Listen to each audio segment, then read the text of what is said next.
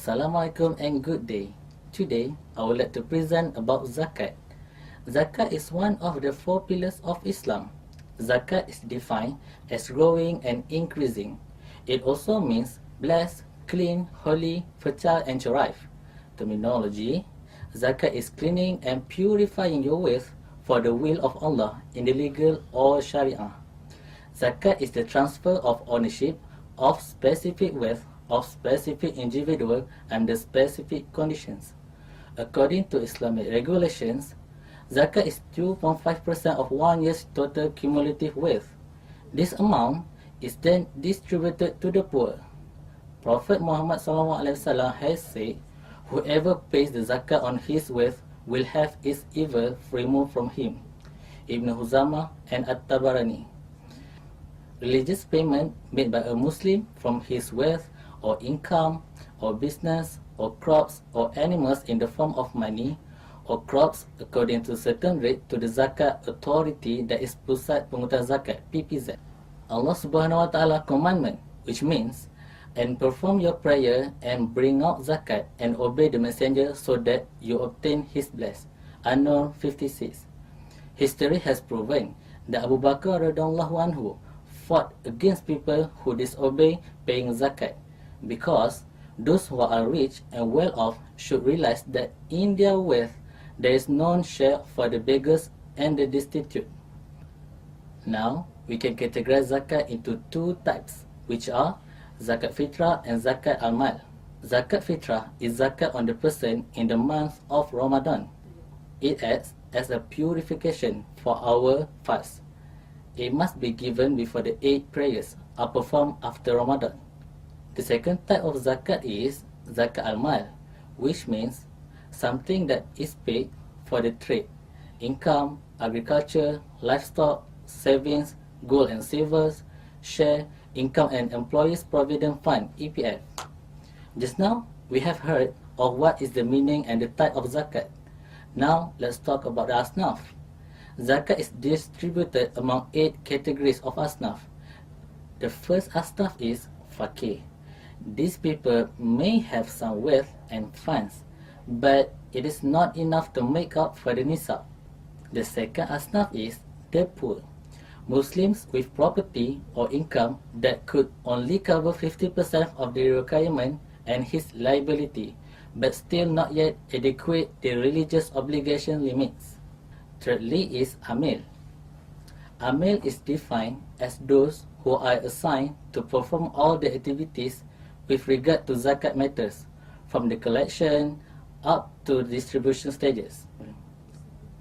They are divided into 2 basic units, which are zakat collection unit and zakat distribution unit, and they are paid with money from zakat.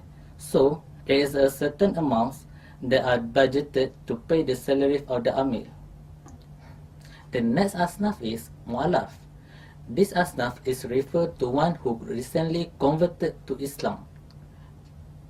In general, mu'alaf are those who have just embraced Islam as their religion, or those whose iman in Islam is weak. They deserve to receive zakat in order to strengthen their heart in increasing their belief. The next asnaf is fil riqab. The fifth target of zakat is riqab. Riqab is someone who is shackled under one power or condition that it has become an obstacle for himself to undergo a better life. The objective of the distribution of zakat to this asnaf is to release the slaves and to eliminate slavery in this world, since slavery is against their humanity. The next asnaf is Ibn Sabil, a traveller. Muslims who are in the middle of their journey and out of money are eligible for zakat donations. Al-Gharimin, those who are trapped with their debt to fulfill basic need. Mazhab Imam Shafi'i argue that these asnafs deserve to be given zakat to pay their debts with some precondition, which are they have no wealth to pay their debts, they do not perform sin or illegal activities, the payment of debt has reached its due date, they deserve to get amount of zakat which is as much as their debts. But if the creditors release them from their obligation to pay the liabilities, they have to give the share of zakat back to Islam.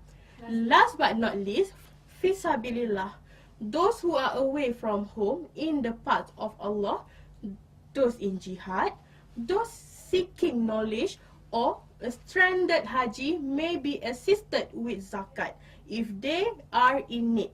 The Holy Quran Surah Al-Tawbah 60 classify the due recipients of zakat under the following 8 categories. Zakat is for the poor, the needy, and those who are employed to administer and collect it. The new converts, for those who are in bondage, in debt, and service of the cause of Allah.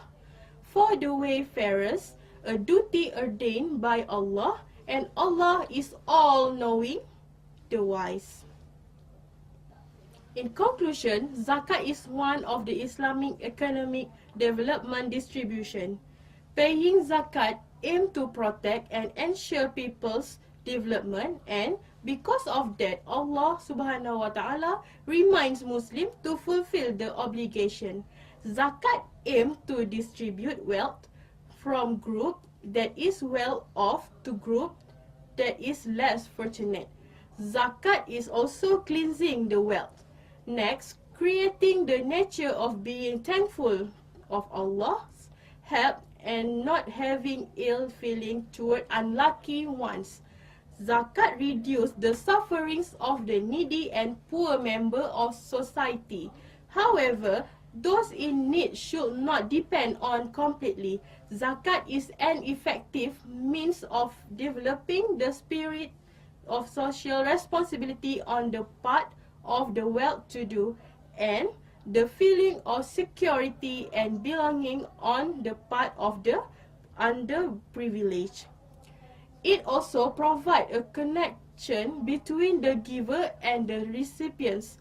It teaches Muslims self-discipline, allowing the giver to free themselves from the act of possession and greed. Thank you.